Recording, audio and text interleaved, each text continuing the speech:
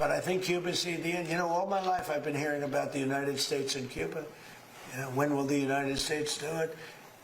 I do believe I'll be having the honor of taking Cuba. That'd be good. That's a big honor. Taking Cuba. Taking Cuba in some form, yeah. Taking Cuba. I mean, whether I free it, take it, I think I can do anything I want with it. You want to know the truth? They're a very weakened nation right now. They were for a long time. Very violent leaders. Castro was a very violent leader. His brother's a very violent leader. Extremely violent. That's how they governed. They governed with violence. But a lot of people... That was President Donald J. Trump speaking about taking Cuba, the independent nation, just a few miles off the coast of Florida. This is On the Mark. I'm your host, Mark Evans Sr., and we're going to dive into it today. I have got a guest on, Elizabeth Beavers. She is a national security expert who's been published in multiple national and international publications. And I also went out to a recent No Kings rally here in Columbus, Ohio, where I spoke to people about imperialism and also why they came out to the No Kings rally. So you're going to hear more about that today. I think that we have to talk about manifest destiny. Donald Trump actually went out of his way in his second inaugural address to mention manifest destiny. He said he wanted to grow this country. He wanted to expand and explore. He wanted to go beyond these borders and see what else he could find. And he's held true to that. Look at Greenland. Look at Canada, how he wants them to be the 51st state. Let's look at how he kidnapped the leader of Venezuela. Let's look at how he's saying, Cuba's next. I'm coming for Cuba, baby. That's what he said. Let's talk about Palestine.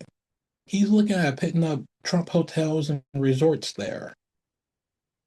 That's someone's home that we should be helping to fix. Instead, he's trying to make it a new Dubai. You know, part of me feels like this is something new, something different, something more sinister than what we've seen before. But another part of me, and probably a large part of me, is thinking that this isn't that different from what we've seen before from other U.S. presidents, unfortunately. It's just a little more in our face. And he's saying the quiet part out loud. And we're not necessarily used to that. And this is something that has helped him build his political power, build his acumen on the world stage. He has been able to do that because he refuses to bite his tongue. And therefore, when he does things, they seem normal. They seem like what, a president can do because he does them unapologetically. And we're all worse off for it. So ask people what they thought at this past weekend's No Kings rally about Donald Trump and manifest destiny and his imperialist mindset. And here's what folks had to say. Do you think that Donald Trump is trying to institute manifest destiny? You said manifest destiny? Yeah. In some ways, that's what America has been trying to do in big and small ways all of time. Like, that's what we started with. Yeah. Hello, indigenous people. Nobody's hurting anybody except the government. It just make no sense. He's using his power, and he feel himself too much to a point to where he feel like he can do whatever. Yeah, honestly. Especially with what he's saying about, like, Greenland, like, all this stuff. I don't think it's ever gone away. It's contrary to what he said was his policy of America first. He's just taking advantage, and now he's just in it for enriching himself. Like the Pax Americana stuff going all the way out west. He wants Greenland. He wants to put his face on everything. This feels like a flashback to like Bush, Reagan. We going to war. He's trying to put us into war. Honestly, history repeats itself. You know what I mean? It's very blatant. It's very crude. Sadly, as crazy as it sounds, all of this chaos is just a distraction while he and his family enrich themselves. Yeah. So I think it's more Pax Trumpicana, Yeah, I do want to note that this past weekend's No Kings rally was the largest protest on record in the United States. Next up, I want to show you some of my conversation with Elizabeth Beavers. I'm joined today by Elizabeth Beavers. Elizabeth is an assistant professor of law at Delaware Law School and previously spent more than a decade as a public interest advocate in Washington, D.C. on issues of national security, human rights, and civil liberties. Elizabeth, welcome to On the Mark. Thanks so much for having me. I'm excited to be here. So, first off, I just want to ask you what exactly is meant when we talk about imperialism in today's context? Sort of, a broad view when we think about imperialism, it's the idea that a particular government, a particular country is projecting power in a really aggressive way globally, exerting itself through conquest. It can be hard power, soft power, whatever, in a way that is aggressive and signifies a desire to not just project power, but take some level of like ownership and control and authority and primacy throughout the world. And so, that's kind of like historically how we've talked about it. And I think indisputably now, and not just now, but for quite a while, the United States has been the dominant superpower in the world and has created quite a bloody empire for itself and has been operating in this really expansionist, aggressive way in a lot of different contexts. And we're seeing that just made really explicit in the reign of the Trump administration. Yeah, I'm glad that you say that because I view a lot of what Trump is doing as some things that have been happening before under other U.S. presidents. But, his language is just a bit harsher, a bit brasher. He's more in your face with it. But is he doing something more than those U.S. presidents are doing on the like Yeah. international arena? Right. It's such a matter of debate, and there's really good points to make from different perspectives here. I'll tell you my view, which is that it's almost like a more honest thing that Trump is doing, where he's sort of like stripped away the niceties and the civility and the, at least like nodding to international law or trying to sort of check boxes about various required procedures. He's just sort of like going full throat with I am the king and I am the power and I take what I want. Just, you and I were talking. He just said this week explicitly he's going to take Cuba, using that exact language. He's talked about how he wants to take Greenland. We've already seen him preside over a literal kidnapping of the head of Venezuela. Now there's been the assassination of the leader of Iran, and there's an ongoing war there. So very clearly we've got at a minimum an intensification of what's been happening for a while, right? Where I think it's a little more controversial to acknowledge is that it didn't come out of nowhere. It's not a brand new thing that Trump is doing that no one's ever thought about before and we've never seen happen. As I said, I think for decades now, the United States has been projecting power in a way that is imperialist and primacist, as some like international relations experts will say, and in a way that maybe nods to international law or makes novel arguments of international law, but is not in any way actually keeping with the spirit of what international law represents. So whether that's the Iraq War, whether it's the very secretive drone wars that were happening globally, particularly ramped up under President Obama, whether it's joining with other countries and supporting their military activities, like when we've been really supporting Saudi Arabia and its like genocidal military campaign in Yemen for a while. What's really different is we don't even really hardly see the Trump administration saying like, this is why it's justified and this is why it's legal, because, the Obama administration lawyered up for sure. He had a whole team of really good lawyers who came up with all these really complicated arguments why, like, actually, this is totally fine what we're doing, and here's the very complicated legal reason. And the Trump administration is taking it to a more intense place. What is newer is consistently like state on state conflict, taking out the heads of state. Like that's a newer thing that he's bringing back, but he's also sort of just ramping up things that have been going on for a while and maybe being more honest about who the United States is on the global stage and has been for a while. Okay, gotcha. Understood. So, do you think that like him being so so brash about it. And honestly, I do think there's something to like he's taking out leaders, whether he is, assassinating them or kidnapping them. I know that we have some history of that, don't get me wrong, but does this kind of behavior precipitate more of that behavior from other leaders? Right. I mean, we've seen for a while, at a minimum, other nations and governments that have more of an adversarial relationship with the United States will seize on things like that.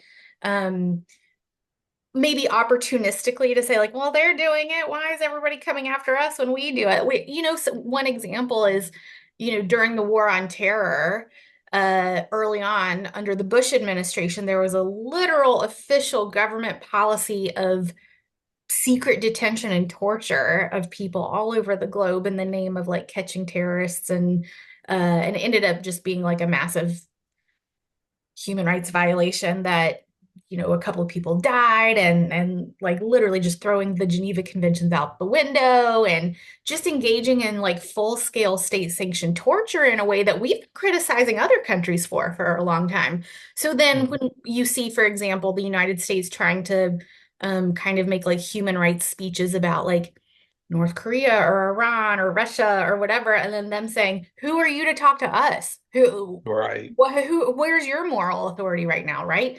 And so this was long before Trump was ever elected, where we've been engaging in certain practices under the auspices of security. Like this is going to make us more secure. And I think what hopefully we are starting to learn is that our security does not mean pushing the security of others down and engaging in human rights abuses and violent imperialism. Those things don't make us more safe. It makes the rest of the world hate us more and want to cooperate with us less, and gives us much less credibility to being any sort of force for good globally. So, particularly if we're even giving up the pretenses of international law, it definitely doesn't make it more likely that other countries who are more adversarial are not going to do the same, right? Like opportunistically, why wouldn't they seize on that and say like, well, if it's just a free-for-all now, if it's just raw power projection, that's the world the United States wants to create. Maybe that's the world they're going to get.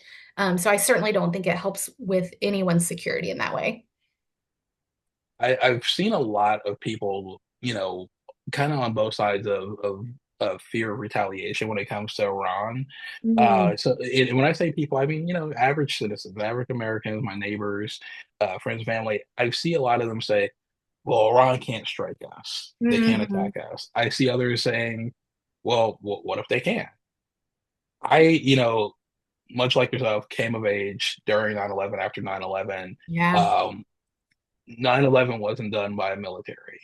um, Right. so I do wonder, what are your thoughts on whether or not we will see retribution? I feel like a lot of times when we see quote unquote retribution, it's our military bases in the Middle East that are close for them to strike. But is this something that we need to fear here at home? I try not to engage in too much speculation one way or the other, whether it's because I think that our government likes to do a lot of threat inflation and make us feel like we're constantly under attack or at risk of attack in some way. And then there are others who just sort of like discount entirely, like, oh, we've got two giant oceans on either side and we're the strongest military in the world, blah, blah, blah. Like, that's the thing about being in a world full of humans is that nothing is that predictable. And but there are certain things we can assume to be true about the human condition. And I think that exactly as you say, right? Um, right now, I haven't seen any evidence put forward that Iran has any sort of capability at striking within the United States. And in fact, not that they've ever tried to or anything like that. But what we don't know is how just regular people who are not part of any government might react. And that, kind of towards the point we were talking about with everyone's security being diminished when we engage in just naked aggression like this. What butterfly effect does that kick off? What ripples in the stream does that initiate? Who gets angry at that and has a level of grievance against the United States and wants to engage violently as a result?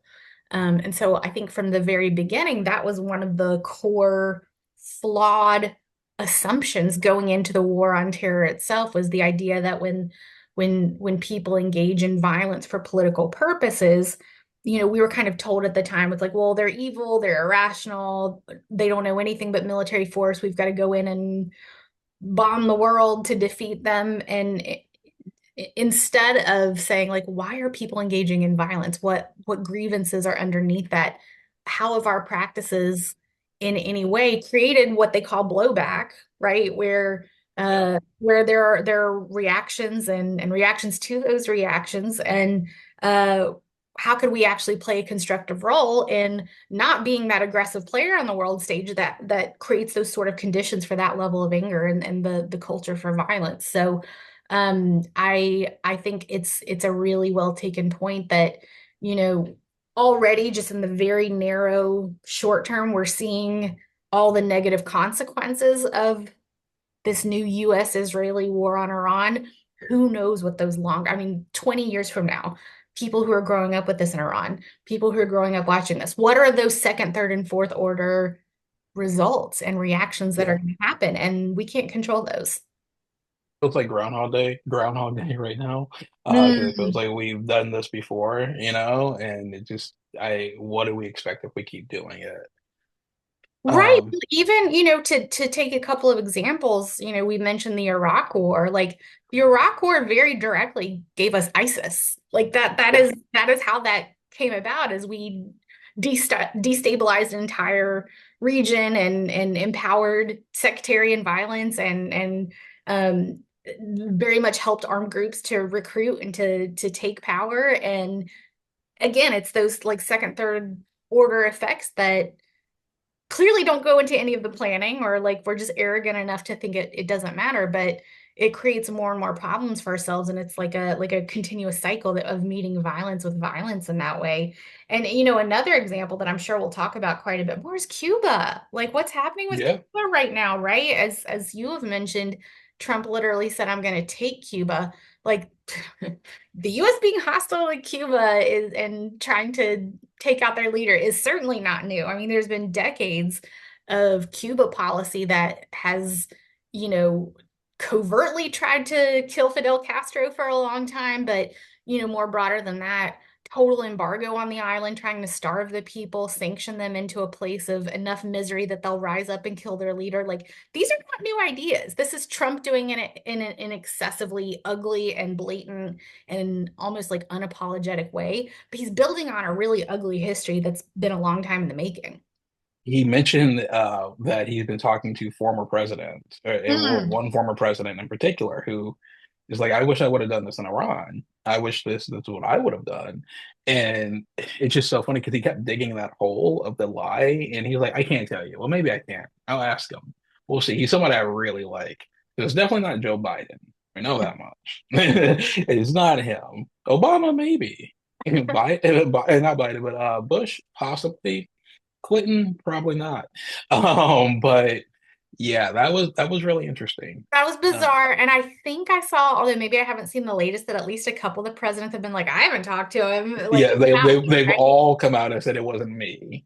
Well, and he lies all the time, and he sort of like, I genuinely think he invents scenarios in his head, and he's not sure if they happened or not. Yes. But who knows? I don't know. Maybe somebody did say that to him. It's not like, there's been a huge movement towards bombing Iran for a really long time. Like when John McCain was running for president back in 2008, he literally like got up on stage and sang bomb, bomb, bomb, bomb, bomb, Iran, bomb. Oh, Like he literally sang a whole bomb Iran song. So like probably there's a bunch of people who have wanted to do this. And now he's doing it, and look how great that's working out. I remember I used to be terrified of Mahmoud Ahmadinejad. I used to Right, think like every day back then felt like it was like, hey, it could be any day now we're gonna get hit. right. And I wonder, was that, I mean, from what I realize now when I'm a bit older, it feels like a lot of that language was propaganda that we Of heard course. then that we hear now, right? Of course, there was no reason to believe that there was a capability of Iran in any way striking the United States. But like, who's bombing who now? Right? Like, Right. they didn't bomb us. It didn't happen. So, Yeah, when you're able to like step back, the same thing has happened to me throughout my life where I look back and I'm like, wow, I like there was a whole framing that was packaged and sold to me in a way that was made me believe that we were the victims and that we were the weak ones and we were just like at constant risk of attack for like no reason. They hate us for our freedom. Yeah. Remember they used to say that all the time? They Yes. hate us for our freedoms. And it's just like, wow, these why would they do that, right? And without any sort of like more nuanced or critical analysis of geopolitical realities or how they come about. And I think we've touched on this a bit, but how do you think that 9/11 and like the aftermath of 9/11 has really set up uh, President Trump and other presidents that preceded him and probably ones that'll come after him to essentially act this way on the world stage? I have a new piece of legal scholarship coming out specifically on this question. And again, you know, it's a matter of hot debate and controversy. I can only speak to my view, but my view is that I very much think that the war on terror, so-called, meaning the 2 decades of national security policy that followed 9/11, I think very much paved the way for quite a bit of what Trump is doing now. And not just on a world stage, right? Like in so many different ways, laws were changed, practices were expanded. Both Congress and courts became extremely deferential to the executive branch on matters of national security. Whoever the president said is a terrorist kind of went without any evidence or any real high standard of like confirming whether someone actually engaged in any level of violence. You know, we set up this indefinite detention camp at Guantanamo that still exists. We've been running this massive drone war where outside of any areas of active war or conflict or hostilities where the United States government can just target and assassinate people because they're on a kill list that the president put together, that we're all just supposed to say like, okay, all right, we trust you. I'm sure it was fine.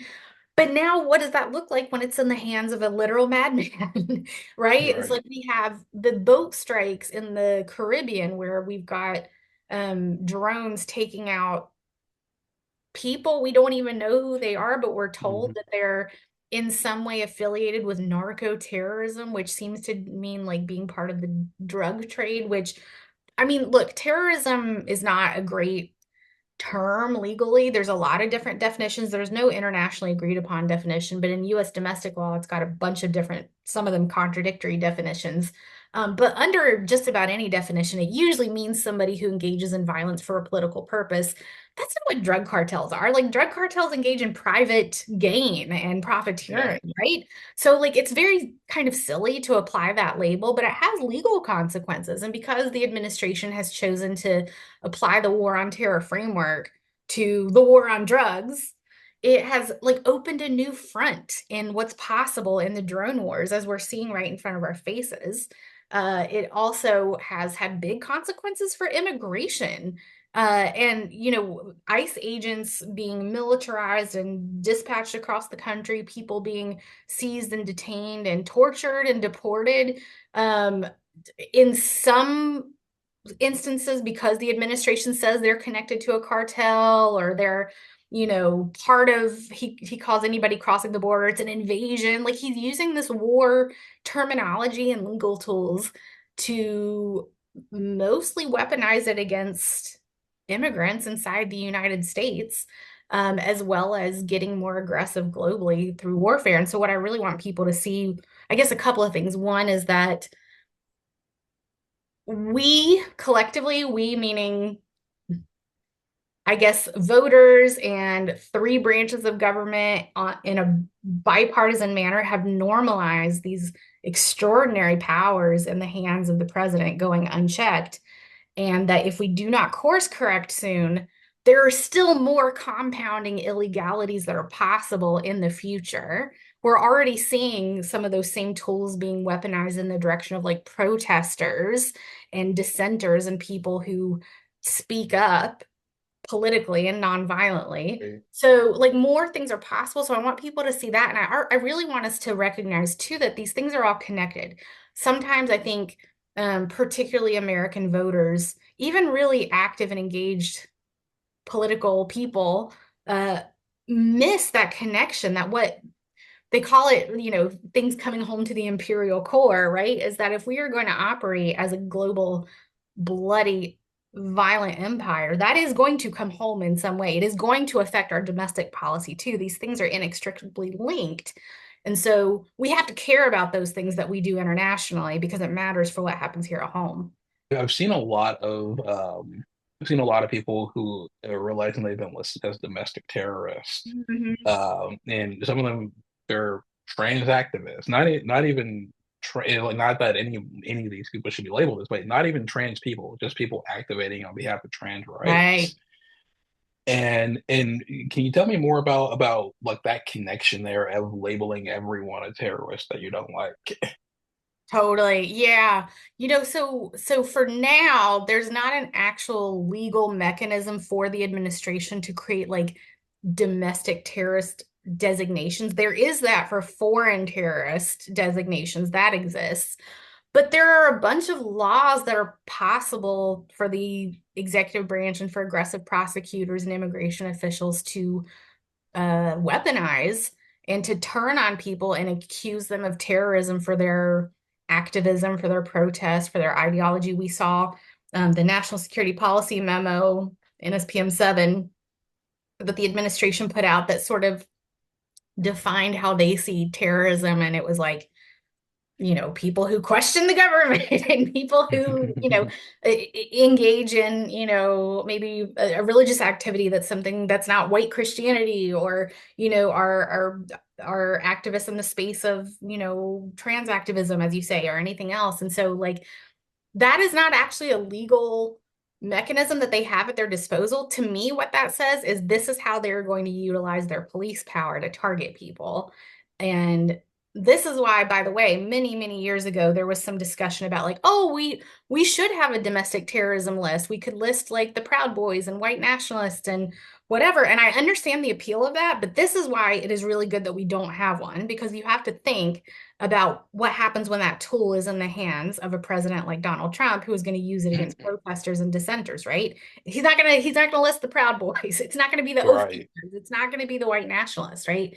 So for now, it's good that we don't have that, but we're already seeing there was, a absolutely crazy case happening right now, the Prairie Land case, where people are being prosecuted as providing material support to terrorism for being involved in like anti-ICE protests, and they're being labeled as like Antifa terror cells, which is very silly.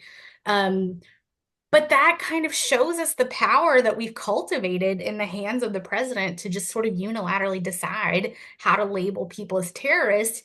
And in the same way that for so long we've been saying, well, anybody who's labeled as terrorist, that's just evil and irrational and they understand nothing but force. It's a way of dehumanizing. It's a way of othering. Right. And it's sort of a way of signifying we're not even going to follow constitutional and human rights protections. It's something outside of that terrorism demands for us to act extrajudicially or in ways that push the bounds of the law. So I find that really scary, and I see it increasingly being utilized to suppress dissent and to target marginalized people even further. And I think that we should all be uncomfortable about that, because all of our security is linked and no one has that guarantee that it won't come for them someday. I remember seeing actually multiple times, I think DHS on their Facebook account posting pictures of the people they arrested at protests in their names. And it's almost like they're trying to build a public list of folks, and I just think that's I don't even want to say ill-advised. They know what they're doing. They know what they're doing. Oh, absolutely. Yeah.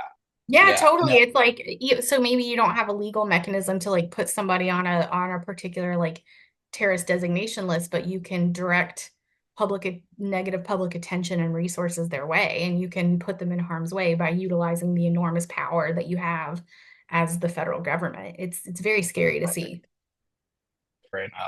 And what it would be. Yeah, it's a great question, and that's funny. I forgot I said that, but that sounds right. It's frequently hard for me to get excited about the prospect of somebody being like the next leader of the bloody empire. It's probably really hard for me to get excited about that.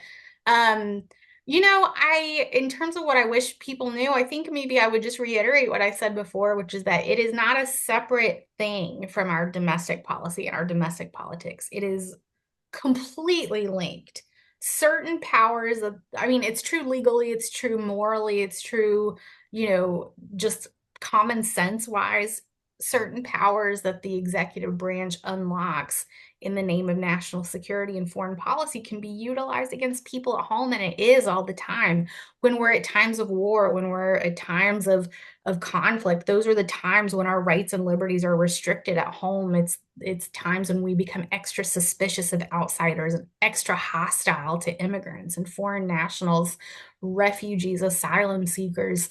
The way that we how we interpret various, domestic laws about free speech and things like that. Like, it affects us all. And again, like, all of our security is linked. And if a particular group of people are being targeted and abused in the name of any of our security, that should concern us all. So if we have candidates and we have people that are making all these promises to us at home, but they don't seem to have any care for how the United States is going to operate abroad, I find those things really hard to believe and really hard to understand. And Ta-Nehisi Coates talked about this in the last election, where, there rightfully is all this talk about like saving democracy and protecting democracy. And he was talking about how, for him, if someone isn't willing to draw the line at genocide, then how are they going to draw the line at fighting for democracy? And I think that was really an astute observation, because truly, if we can't see our leaders want the United States to become less of a purveyor of violence broadly, why would we believe that that person is going to save our open society and our democratic processes here at home? They're tied, they're connected. So I think that's really what I want people to know. I want voters to know that. I want candidates to talk about that and give us a positive vision, give us a plan. How do we get out of this? How do we get out of this era of imperialism? How do we get out of this era of inflicting so much suffering in the world?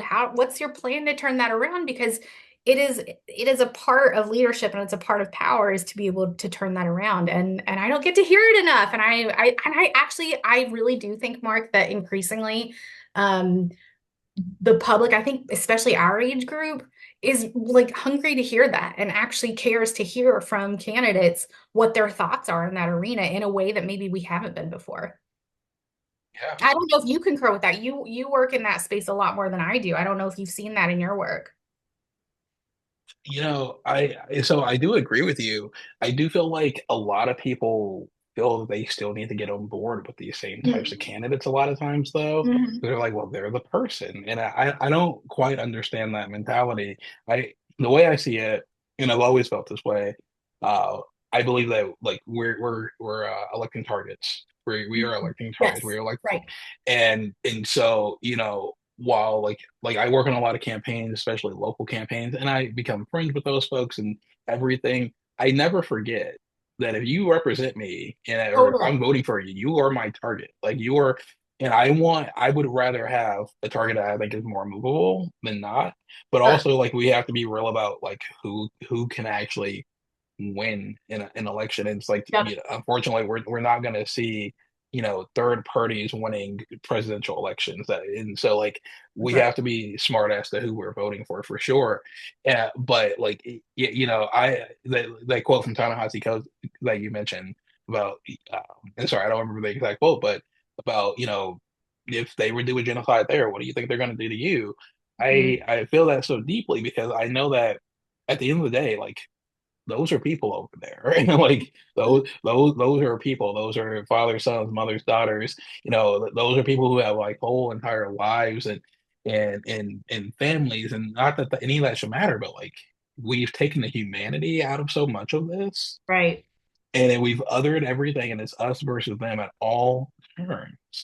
I remember having a conversation with someone during the Ebola outbreak back in 2013, 2014. And I remember it was a friend of mine, and they said, "Hey, yeah, we shouldn't be going over there to help those people anyways. We need to worry about Mhm. us here at home."